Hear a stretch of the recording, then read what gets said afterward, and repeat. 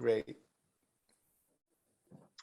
Hello, welcome to Image Bearers. My name is Otoma Edje. I'm very excited to have on the program today Soong-Chan Rah, who is going to be just going to have a conversation in regard to his book, Unsettling Truths.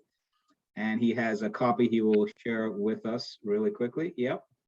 So, and as you can see, he also has a poster he just shared with us that he has on his wall. And this was from, the book was released, I think, around the pandemic time. So they weren't able to kind of get out and kind of do a broadcast, if you will. But here we are. So for those of you that may not be aware, Soong-Chan is a professor of church growth and evangelism at North Park Theological Seminary. He is actually right now in California, though. I just started my new position at Fuller Theological Seminary. So North Park was my previous post, and I'm now at Fuller. Gotcha. Thank you. So we are going to go through the book, and I think there are some just very interesting things that I'm hoping our audience will be able to kind of dive into and get some great convictions about. So again, thank you for taking the time today to join the broadcast. Sure, glad to be here. Also joining is my good friend, Michael Burns. He's written a number of great books, one of which is Escaping the Beast, for those of us that are aware. Thank you again, Michael, for joining the broadcast. Good to be back with you, Otoma. Yes. All right, I'm going to go ahead and start out with the first question. So for those that are not aware, can you please briefly share what the Doctrine of Discovery is, and also how the church played a role in its creation? Sure. The Doctrine of Discovery, the word doctrine there actually has a double meaning. One, it is a theological ecclesial doctrine, as in it is a theological statement by the church. And then interestingly, it evolves, or it becomes almost a political manifesto. And the way we would use a word like the Monroe Doctrine or the Bush Doctrine, kind of the way that guides geopolitical principles. So the Doctrine of Discovery is a both and. It is both a theological pronouncement, and then it ends up becoming kind of this geopolitical guideline as well. So the Doctrine of Discovery starts off initially as a series of papal bulls that are pronouncements by the Catholic Church and pronouncements from the seat of the Pope. And these pronouncements occur over the 15th century. There's actually several of them that make up the Doctrine of Discovery. And there's actually two sets of the papal bulls. The first set go to the King of Portugal. And the King of Portugal, Alfonso, and to his uncle, Prince Henry. And these set of papal documents essentially give the permission to the Kingdom of Portugal to go and conquer non-Christian nations. And in particular, Prince Henry, the uncle of the king, takes this document and says, well, this gives me permission to essentially start the transatlantic slave trade by going to Africa.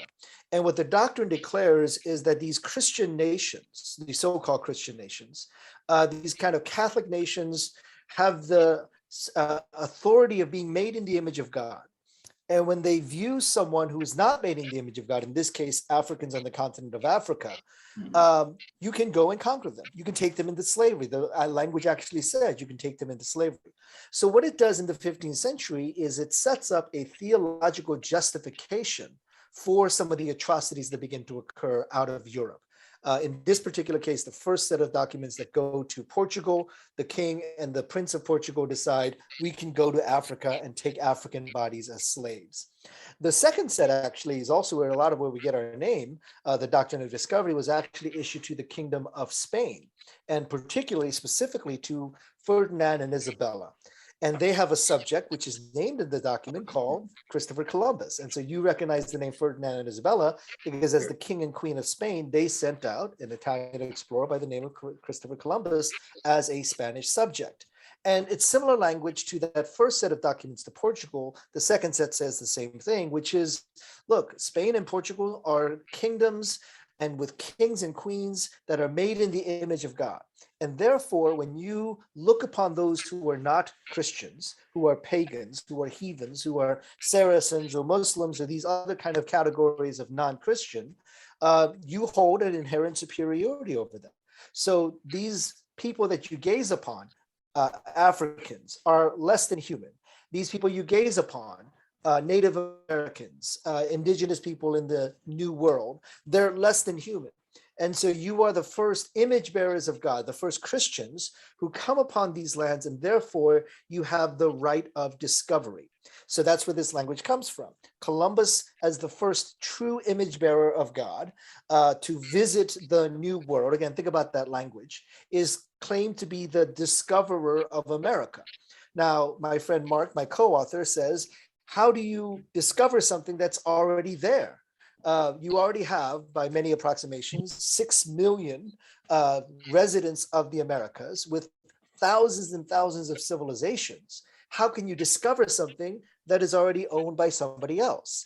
So the joke that Mark oftentimes uses is, if I were to go to a conference and say, everybody take a break now, I will come around and discover your iPads and your laptops and your phones, because according to the Doctrine of Discovery, I have the right to do that, discover something that belongs to somebody else. And so that's where the problem of the Doctrine of Discovery has been: a series of statements, not just from the government of Spain and Portugal, but from the church, with kind of a spiritual authority, a theological authority that says the European body is inherently superior to the African body and to the native indigenous American body, and therefore you can go and take blacks into slavery or wipe out the people that reside in this land.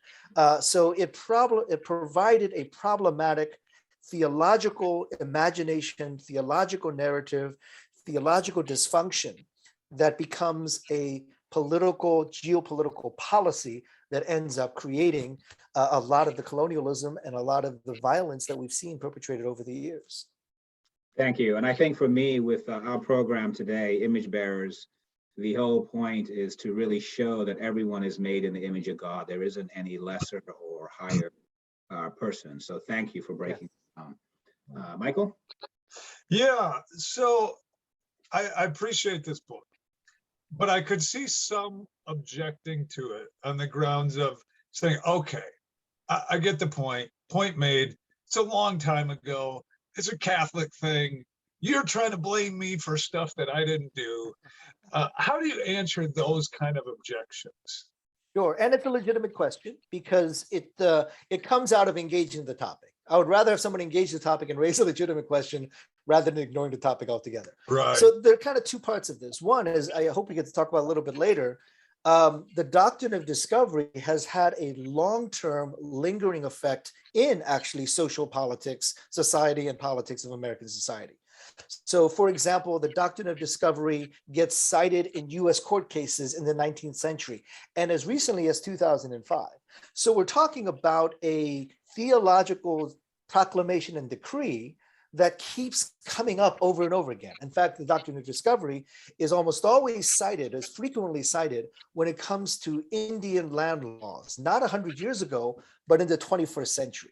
So we have to look at it in that perspective to say, yes, these were pronouncements in the 16th century, but their impact you cannot deny because, again, the Doctrine of Discovery is actually cited in court documents, in Supreme Court decisions. So we're talking about the social reality that something that was pronounced in the 15th century, 500 plus years later, we still have it in the books, so to speak, and recapitulated in our laws. And so to say something that happened, hey, 50 years ago, it doesn't matter to us anymore. You can say that about a lot of laws and say, hey, that law occurred 100 years ago. It doesn't matter to us anymore. But the fact is that these laws keep coming back and it still has a societal political impact, even though it might have occurred 500 years ago.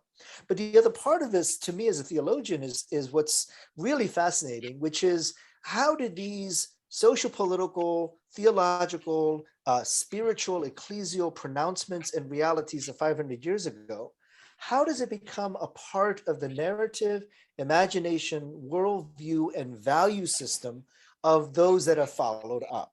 So we can look at the Catholic version of this in the Doctrine of Discovery, but there's actually a Protestant version of this in Anglo-Saxon exceptionalism, which you see among kind of the Puritans who view themselves as these special people specifically endowed with the image of God. Now they're drawing this somewhat from the Doctrine of Discovery, but it comes from their social placement, where they are coming from Europe to the New World and needing a theological justification to conquer the New World. So what we're seeing is, yes, there was a Catholic root to the Doctrine of Discovery, but the imagination, the worldview, the narratives that it starts to form gets embedded into European Christianity and then into Euro-American Christianity. And so again, the imagination that gets formed, it might not show up directly in the language of the Doctrine of Discovery, but what it does is it begins to show up in a lot of different ways. It's like someone who I often use as an illustration of like a really good actor on television or in the movies. A really good actor embodies and really gets into a character. And so that when you act reflexively or intuitively, or you ad lib a line, it comes out of your deep understanding of that character because you're so into that character. And so when you have rehearsed the Doctrine of Discovery and white Anglo-Saxon exceptionalism, and these narratives keep playing out over and over again, our society and individuals in that society internalize these narratives, this imagination. And so it is so a part of who we are, our character, our understanding of ourselves and the world, that when it comes time to respond to something, our intuition, our reflex, our ad-libbing comes out of that identity, comes out of that rehearsed over and over again social reality. And so it's a both and. There's a very practical, legal aspects of the Doctrine of Discovery, but I look at it more as the profound theological, psychological, social, cultural reality that has been formed and that now still affects us today. Mm. No, that's really helpful and insightful. And, you know, it almost seems like there's, if you go back to that time, there's a bit of a chicken and the egg idea of superiority, like, you know, it feeds into the Doctrine of Discovery, but then it also flows out of it and continues to feed it more and more. And I think you're kind of touching on this. You have laws, and those continue to, you know, or the doctrines or whatever, you know, sort of almost operating like laws, but then those morph into and feed into the mindsets. And that's kind of what you're talking about there. I wonder if you could elaborate just a little bit more how those mindsets, how do you see those today continuing to impact some of the conversations we're having now over race and ethnicity and diversity and all of these things? How does that continue to impact the conversation today? Yeah, I mean, let's look at some of the original language around the Doctrine of Discovery. Now, some of it is very harsh. It kind of views people and allows subjugation of non-Europeans as slaves and et cetera. There's some really harsh language there. But there's a lot of language around what we would now call evangelism missional language, missionary language, of like, you know, go out and get these people to convert. And so that language is part of our imagination.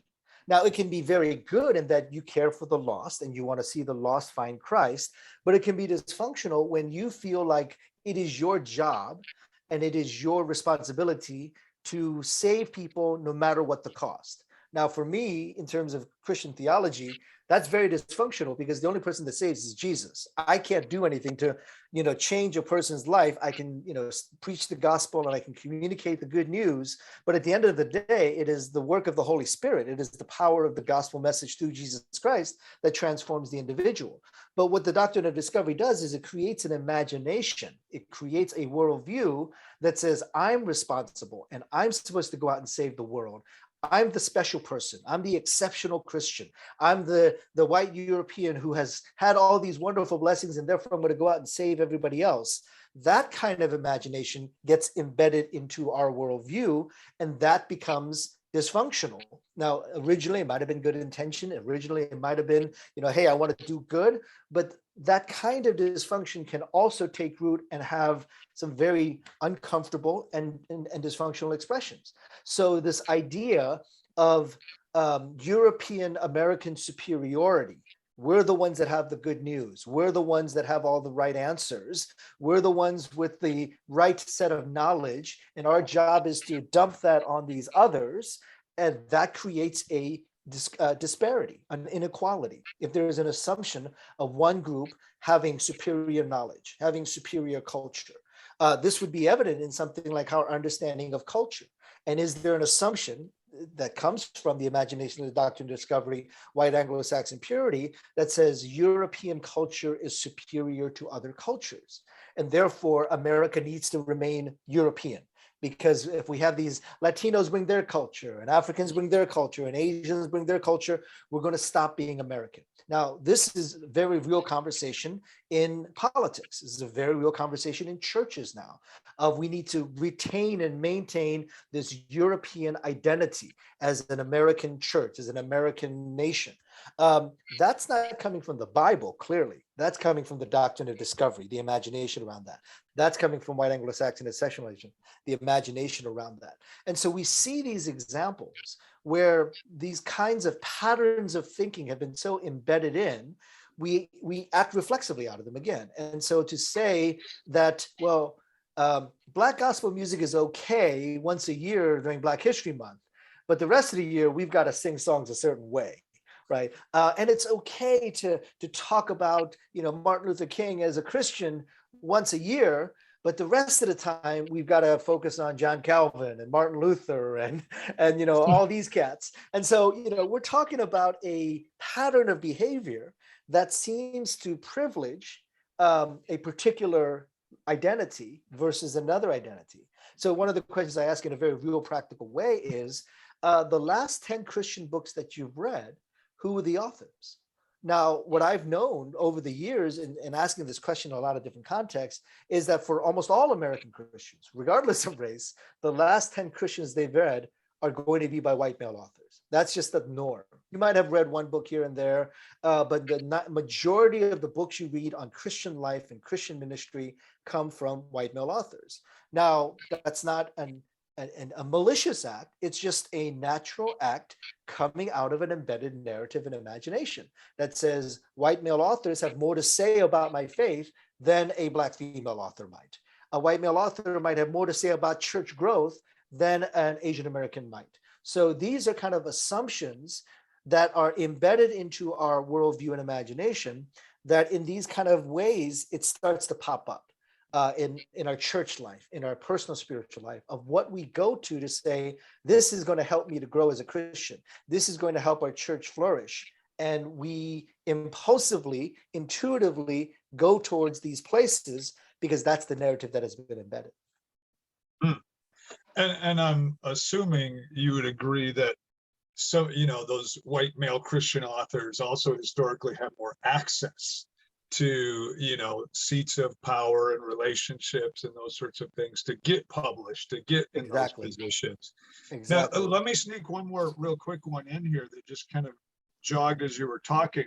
And I don't want to unfairly characterize things like short-term missions and stuff, but do you see any of that mindset seeping in a little bit where it's like, oh, we're going to go for a couple weeks and share and take some pictures and get on Instagram and take a little video of how these people have nothing, but they're still so happy.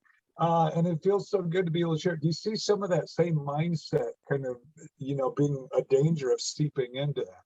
Yeah, there's been some good work in more recent years kind of critiquing and analyzing short-term missions. But one of the first places that was best explained was actually a dear friend, Native American brother, who was a mentor of mine. He passed away not that long ago, Richard Twiss. And Richard Twiss writes about what he calls 500 years of bad haircuts, which was one of the chapters in his book, that for 500 years, missionaries came to our reservations and they insisted that we cut our hair, took away our regalia and the traditions of long hair. And they took away our ritual drums, and they made us get off the floor and not sleep on blankets and sleep on mattresses. And after all that, our community hasn't changed. And so there was a missionizing that was going on that was actually trying to create a approximation to whiteness rather than to the gospel. And that could be problematic. And you see that kind of evidence in short-term missions. And so Richard, again, tells the story of like he's living on the reservation, and every week a different group comes in from outside, a majority culture group. They come in and they paint the barn one color, white. And then they have a VBS. And then the next week, another group from another part of the country comes in, they paint the barn red, but now they're having the same VBS material, the same 20 kids walk down the aisle. And this goes on for 10 weeks, all throughout the summer. A different group comes in, paints the barn white, red, white, red, white, red. You got 10 layers of paint after the whole summer, and you got the same 20 kids getting Christ as their savior 10 times in a row.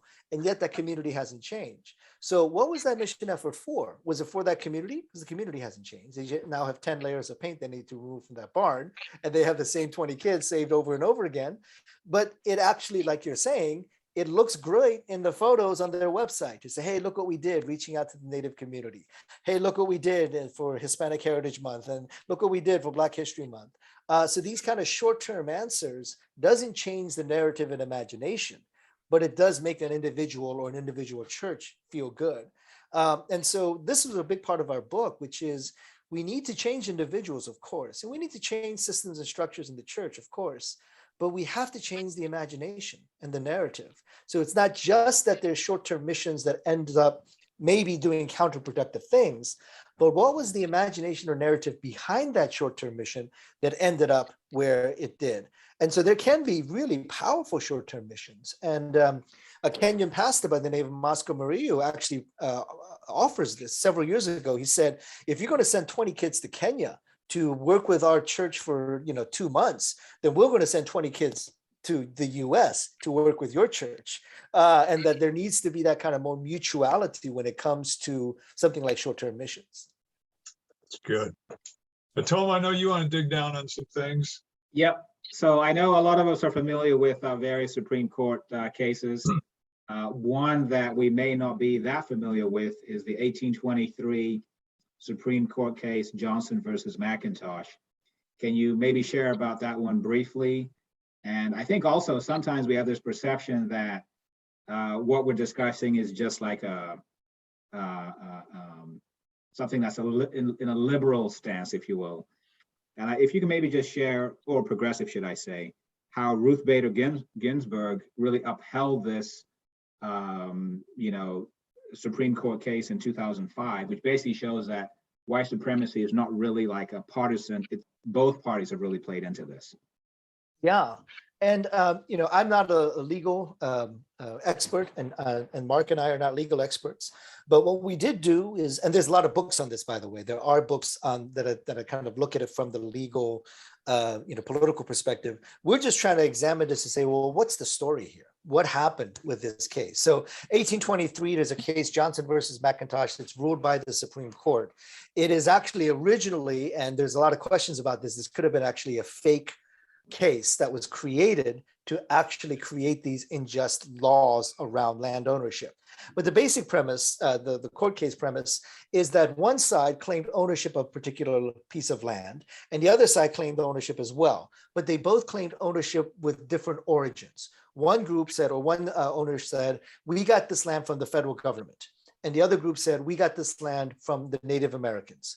And so, and I'm simplifying this to an extreme right now, but the idea was, who owns the land to sell? Is it the federal government, the whites, represented by white America, or is it the Native Americans who originally held the land? And so this court case essentially decides that Native Americans don't own the land, but they occupy it.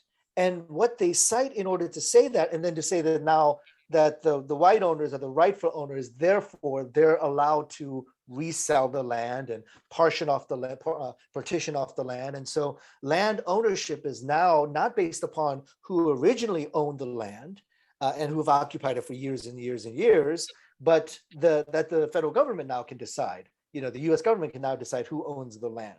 And so the court precedent for this was not any legal case in the Constitution or any kind of laws in the US government.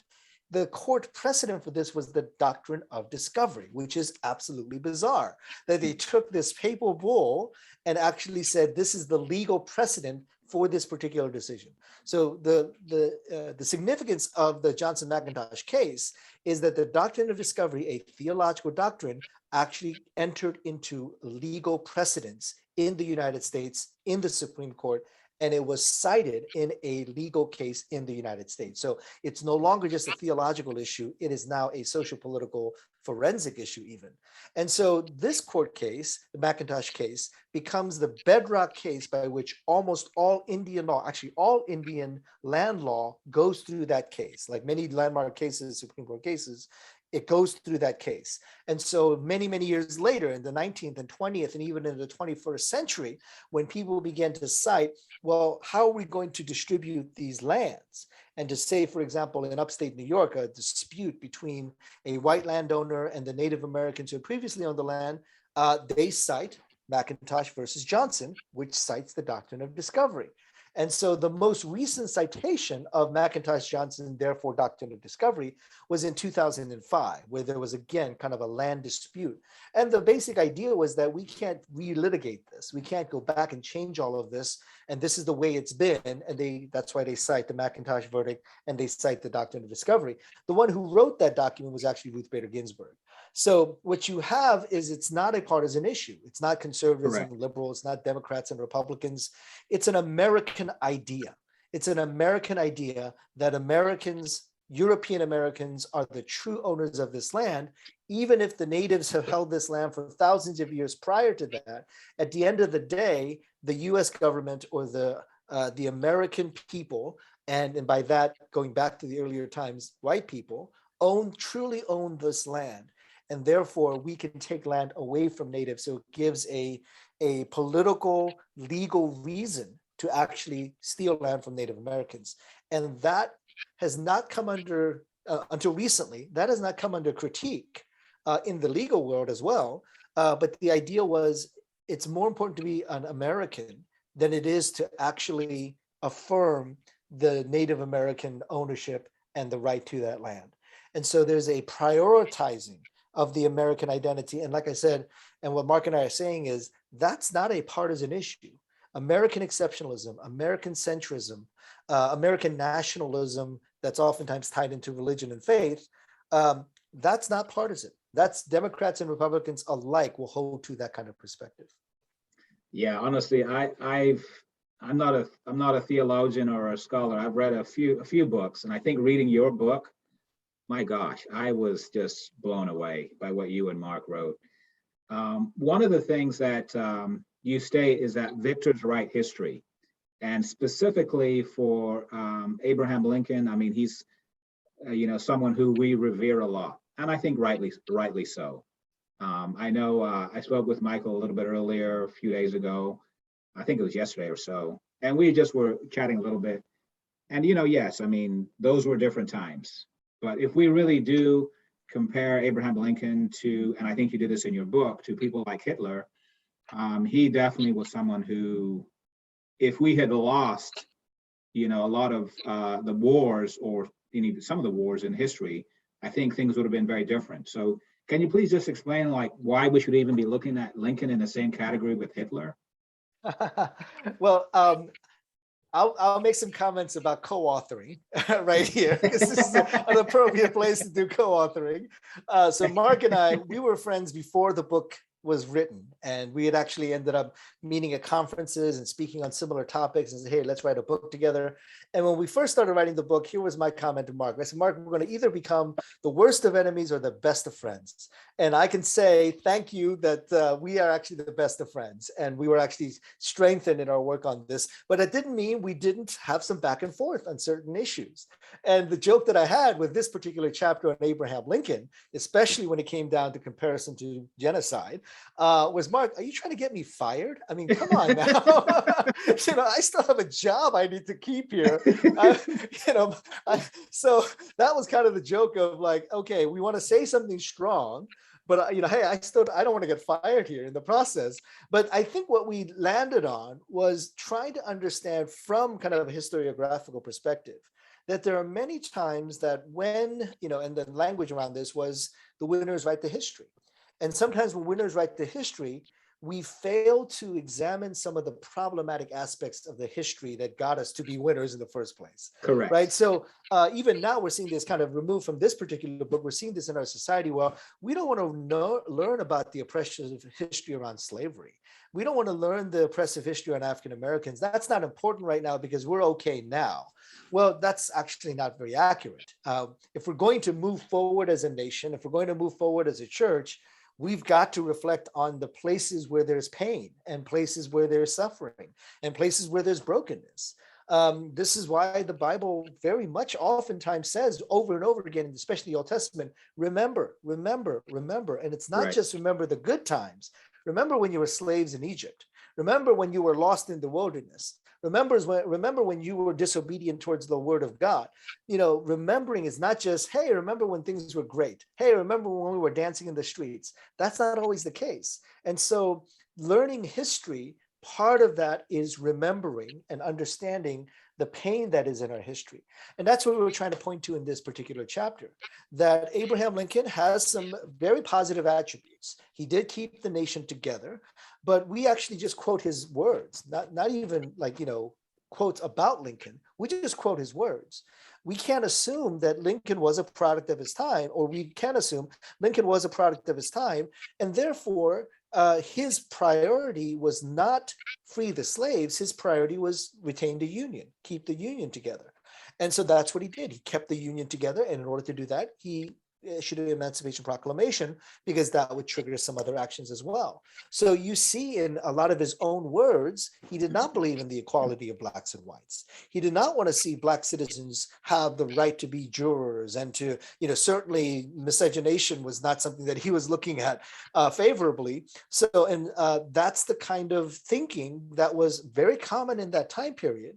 But we can't assume that Lincoln was this progressive thinker that, that we would have admired 100+ years later, because that definitely was not the case.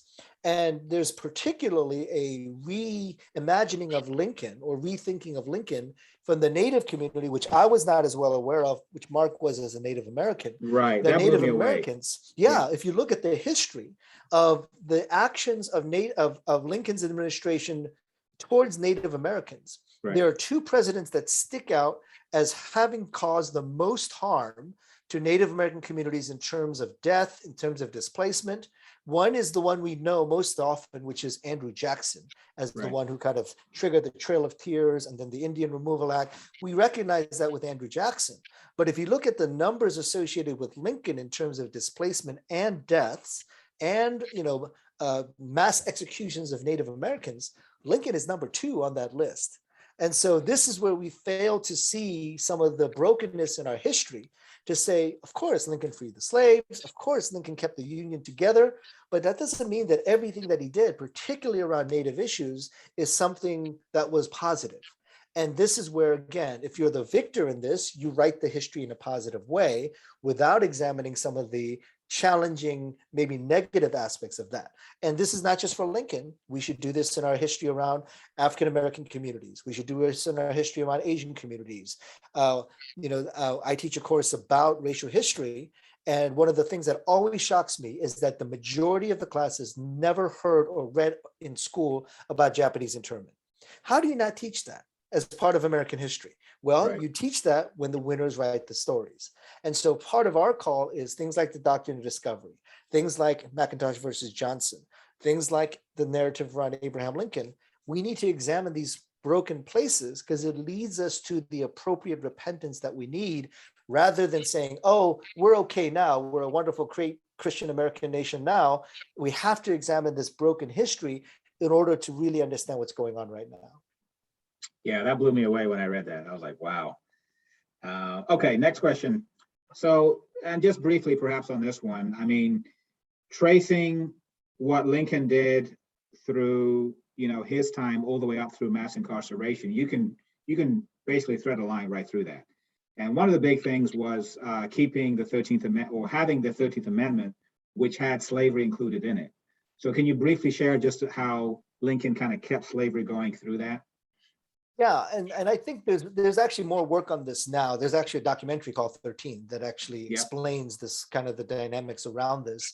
which is, legally slavery was not abolished by the 13th Amendment, and legally slavery was not abolished by Abraham Lincoln or any of these acts, because if you read the actual amendment, it actually provides for two exceptions. One is there are certain states, they don't have to abolish slavery right away. Mainly that was kind of to appease these kind of border states and to bring the Union back together again. So there was even like the limitation of the impact of slavery and emancipation on certain states and not on other states. But the other more problematic element, of course, is what we've seen develop over the last 100+ years, and the way it's been described as the new Jim Crow, a different form of incarceration, a different form of slavery, which is mass incarceration. And that the language around slavery, one of the exceptions to that language around freedom for slaves is in case of crime. And the incarceration is a de facto form of slavery for those who committed criminal acts. Now, that of course raises a whole different idea about, well, what is a criminal act that deserves slavery?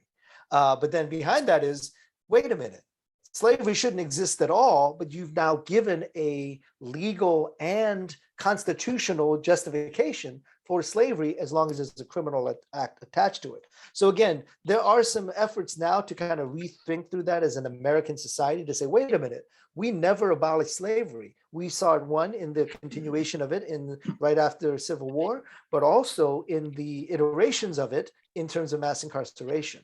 And so if we're truly opposed to the evil of slavery, then let's actually begin to think about the long-term implication of what wasn't abolished, what form of slavery was not abolished.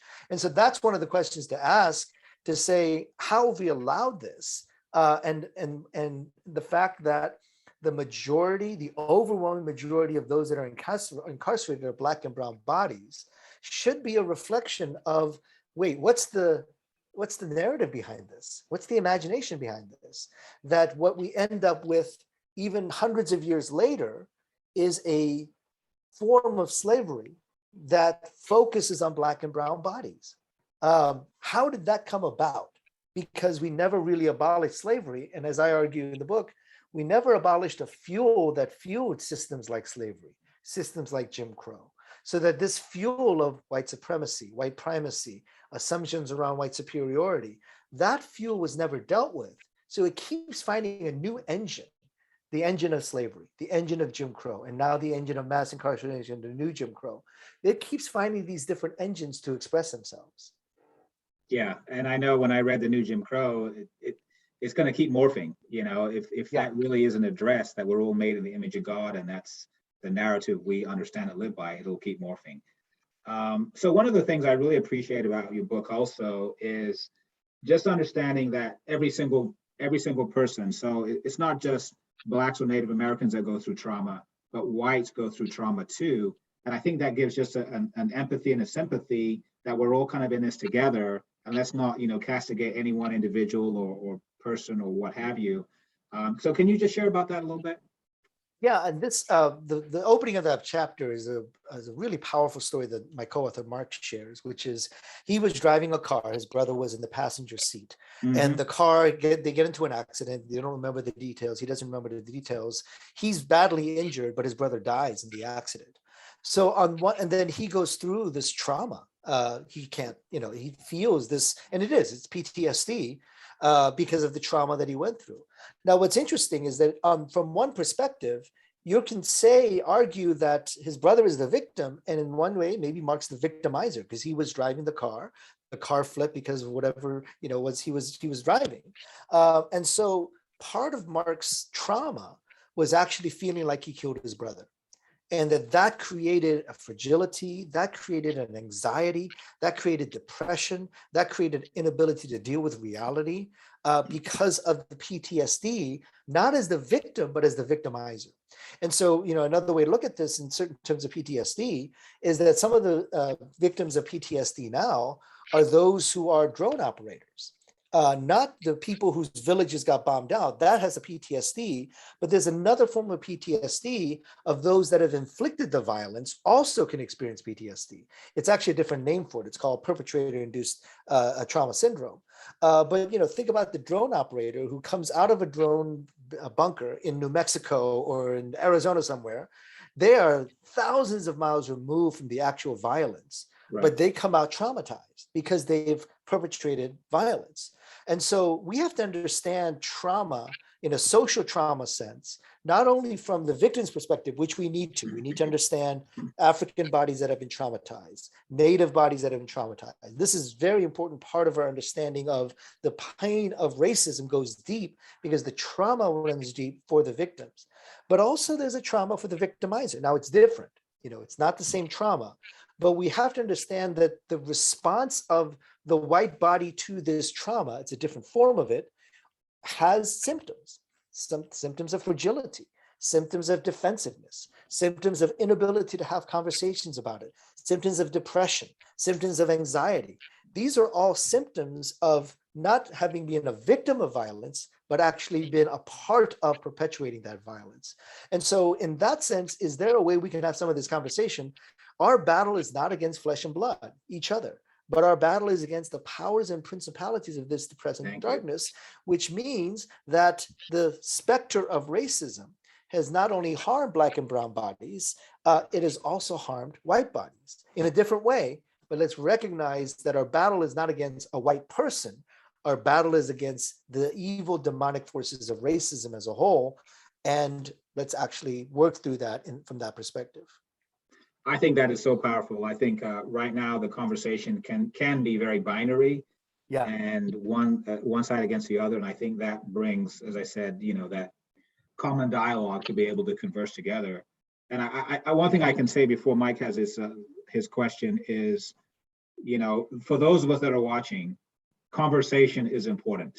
I don't think it's important to just flat shut down the dialogue and not talk about it. I do think it does need to happen. It needs to happen in the right way. And I think these are some perhaps starting points, understanding that both sides have things they bring to the table, some different pains that they bring to the table at the same time. Thank you.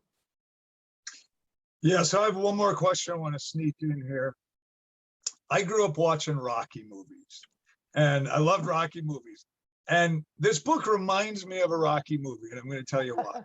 One of the things that Rocky was famous for is throughout a fight, there'd be body blow, body blow, body blow, kind of wearing down the opponent. And then at the end, he's saved this great big haymaker for, kind of the final drop. And that's what you feel like, I think, reading this book. And I don't mean that in a bad way.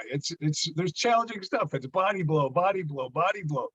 And then in the conclusion, and I want to ask you about this, you said, and I'm quoting here from page 205, it says, "But because the American church has so broadly accepted the heresy of Christian empire, and because the Western church wrote the Doctrine of Discovery, the church is currently incapable of leading this dialogue. It needs to participate, but it cannot lead." And so my question is, who would you envision leading that dialogue? And I'll just say it plainly, do you realistically see the Western church stepping aside and saying, please, someone else come in and lead this conversation? Yeah, well, that's part of the problem, right? So we go back to narratives and imagination. And if the narrative imagination says the Western Euro-American church is inherently superior, or has the knowledge, or has the information, has the education, has the spirituality to fix the problem, then that imagination and narrative will prevent a healthy dialogue on this, because it perpetuates the problem that's there in the first place, right? So one of the illustrations that I've used on this is I was at a gathering where they were talking about the problems in Africa and how we're going to solve the problems in Africa. And I looked around and I was the only person of color, and there were like 5 white people talking about this. And they said, we got to go save Africa. And I said something pretty crass and rude, which is sometimes my pattern. But I said, because they finally asked me, because I was silent for like 30 minutes, why aren't you talking? And they finally asked me, and I said, white people talking to other white people about problems white people created in the first place. Why am I a part of that conversation? So, that's why I've been silent for the last 30 minutes. Not everybody's angry at me for saying that, but that's part of the equation here, right? So if we don't want to perpetuate the narrative and imagine that exist, and if part of that imagination is white people have the answers, European church, Euro-American churches and the Western church can figure things out on their own, then that turning it over to that group makes no sense. But is there a table that can be created where all the voices are included in, where all the voices are accepted in, and even some of the metrics of how we do that, make that work. So one of the spaces that I've been in with other evangelicals has been an Evangelical for Justice gathering, where one of the key shapers of that group, some of the key shapers of that group are Native American Christians. And so we instituted within that community the talking circle. And there are some guidelines that come out of the Native community on how the talking circle works. And it makes sure that everybody is heard, but also that you respect those that are speaking. And so in that case, the gathering included white Americans and white Christians, white evangelicals, but the formation of that was a multicultural table that actually included all of the different voices and even how we did some of the conversation. We didn't use Robert's Rules of Order. We didn't use, kind of the one person up front lecturing.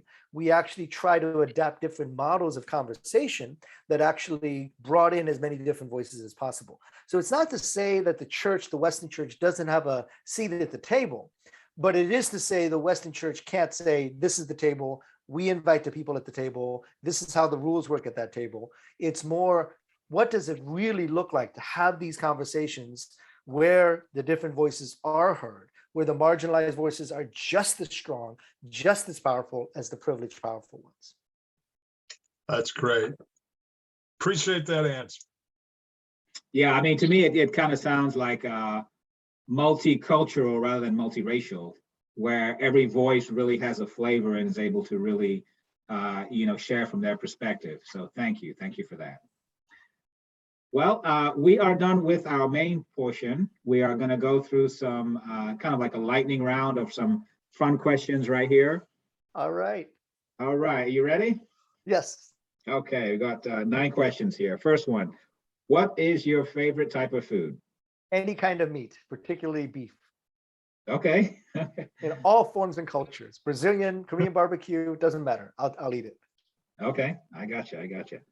What's your favorite film or series? Favorite series is definitely The Wire. One, I grew up in Baltimore, and 2, it is one of the most brilliant insights into urban life that I've seen, The Wire on HBO. Okay. What's your favorite book of the Bible? I'm obligated and contractually obligated to say Lamentations because I wrote a commentary on it. So I'll have to say it again. I'll have to say Lamentations because my book, it's still out there in circulation. Until it's out of print, I'll have to keep saying Lamentations. What's the second runner-up to Lamentations? I would say right now I'm really kind of intrigued by what's happening in Revelations, not because of the whole end of the world stuff, but the way God communicates to the churches and how much He loves the church. Oh, that's awesome. That's awesome. It's been a while since I've read Revelation. I'll have to get back into that. I know there's been some good commentaries and stuff written on that recently too. Mm-hmm. What's your favorite Bible character?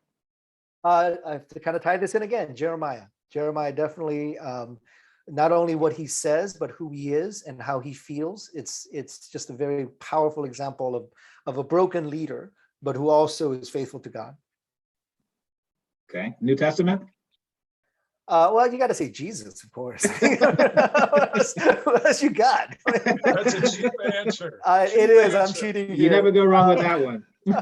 If I say without aside from Jesus, I would say Peter. Very similar reason to Jeremiah. Got it. Outside of the Bible, what's your favorite book or author? Again, I'm kind of not contractually obligated, but academically obligated. My mentor at Duke University was Willie Jennings, and I really believe his book on the Christian imagination is one of the most important books that we've had within our generation. Not just because I'm obligated to say that because he's my mentor, but because I think a lot of the stuff we're talking about, the formation of the imagination, is so important that Dr. Jennings really unpacks that very well. Okay. Would you say that would be the most important book in the last 50 years, or would you peg another book for that? 50 years is a long time, but because some of the more recent intriguing writings coming from kind of non-Western white perspective is more recent. Dr. Jennings' books that came out within the last 10 years. So that's where it's a powerful book that expands over the last 50 years. Okay, I'll have to check that out.